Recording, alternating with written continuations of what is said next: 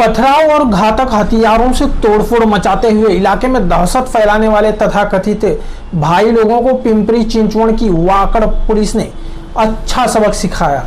राहटनी इलाके में 30 अक्टूबर की रात मची तोड़फोड़ के मामले में गिरफ्तार किए गए आरोपियों का सोमवार को पुलिस ने उसी इलाके में पैदल जुलूस निकाला जहां वे तोड़फोड़ के जरिए अपनी दहशत और पैठ बनाना चाहते थे।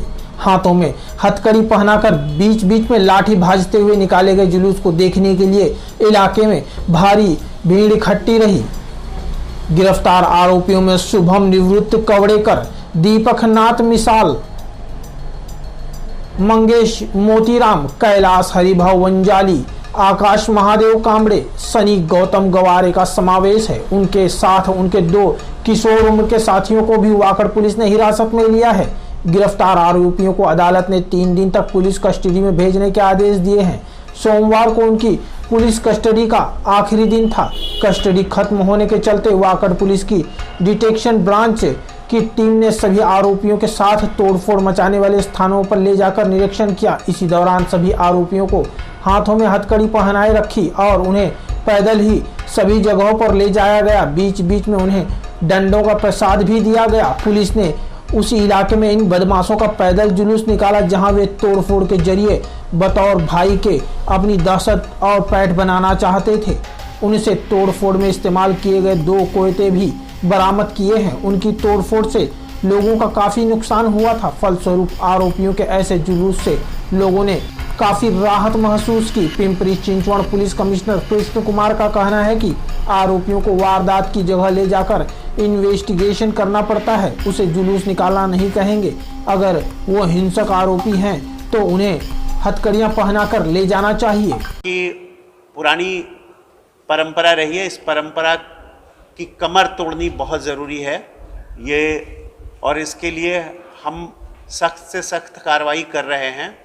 और ये जो है कि ग्रुप में पूरा जाना और अटैक करना और इसे बहुत आसान तरीके से समझ लेना, ये किसी भी तरह से बर्दाश्त किया नहीं जाएगा। किसी भी प्रकार का हस्तक्षेप इसमें बर्दाश्त किया नहीं जाएगा। अब तक 15 गाड़ियाँ जब्त की गई हैं एक तरफ से, दूसरी तरफ से 2 गाड़ियाँ जब्त की गई हैं। जिसमें कम लोग गए थे उसमें 2 गाड़ियाँ जब्त की गई हैं और जिसमें ज़्यादा लोग गए थे उसमें 15 गाड़ियाँ जब्त की गई है। अब तक 19 एक जो पहले केस में, जिसमें कि 307 के साथ केस रजिस्टर्ड है, राइटिंग और damage to public property and criminal law amendment act के साथ जो रजिस्टर है, उसमें अब तक 19 जो है वयस्क और 10 जुवेनाइल हिरासत में लिए गए हैं। और दूसरी तरफ जो केस है उसमें अब तक 9 लोग हिरासत में लिए गए हैं और 2 गाड़ियां हिरासत में ली गई हैं।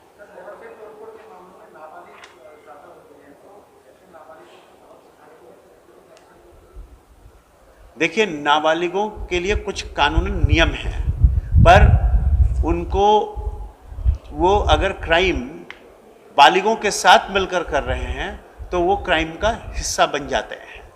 अदरवाइज केवल नाबालिग होते हैं तो वो क्राइम का हिस्सा नहीं बनते हैं और उनको हमें उनका नाम या उनको आपराधिक गतिविधि से अलग रखना पड़ता है रिकॉर्ड पर जहाँ तक इन लोगों का सवाल है, इन्होंने मिलकर ये क्राइम किया है और ये नाबालिग होने के लक्षण नहीं है कि अगर वो आपराधिक कृत्यों में अपराधियों के साथ मिलकर इस तरह का कृत्य करते हैं।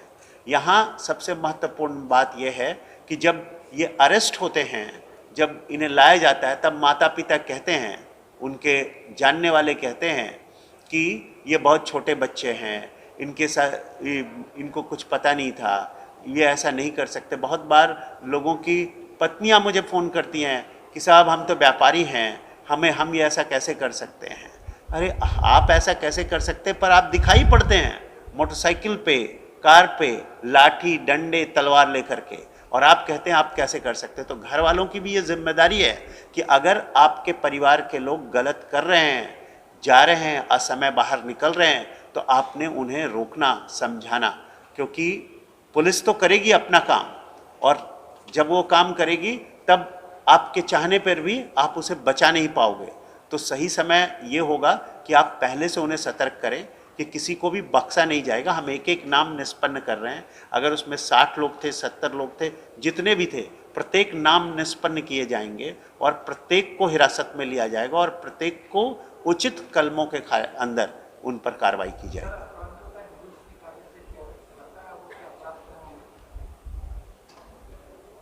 देखिए, मेरा ये मानना है कि अपराधियों को उस इलाके में जरूर ले जाना चाहिए इन्वेस्टिगेशन के लिए, क्योंकि इन्वेस्टिगेशन स्पॉट से शुरू होता है। जहां उसने घटना की है उसे जुलूस निकालना नहीं कहते, उसे कहते हैं इन्वेस्टिगेशन करना, अन्वेषण करना, तफ्तीश करना। तो ये गलतफहमी है लोगों को कि जुलूस निकाली जाती है, और अगर वो हिंसक हैं तो उनको स्टेशन डायरी में एंट्री करके हथकड़ी भी पहनानी चाहिए, क्योंकि वो हिंसक और आक्रामक हैं और इसी के लिए ये नियम बना हुआ है। तो ये अगर चीज़ें होती हैं तो वो तफ्तीश का हिस्सा है कि कहाँ पर उसने पत्थर फेंका, कहाँ उसने मोटरसाइकिल लगाई, कहाँ कहाँ वो रुके, कहाँ प्लानिंग की। अगर हम ये ढूंढेंगे नहीं तो इन्वेस्टिगेशन अधूरा रह जाएगा। पुणे से क्राइम रिपोर्टर्स टीवी न्यूज़ की एक रिपोर्ट।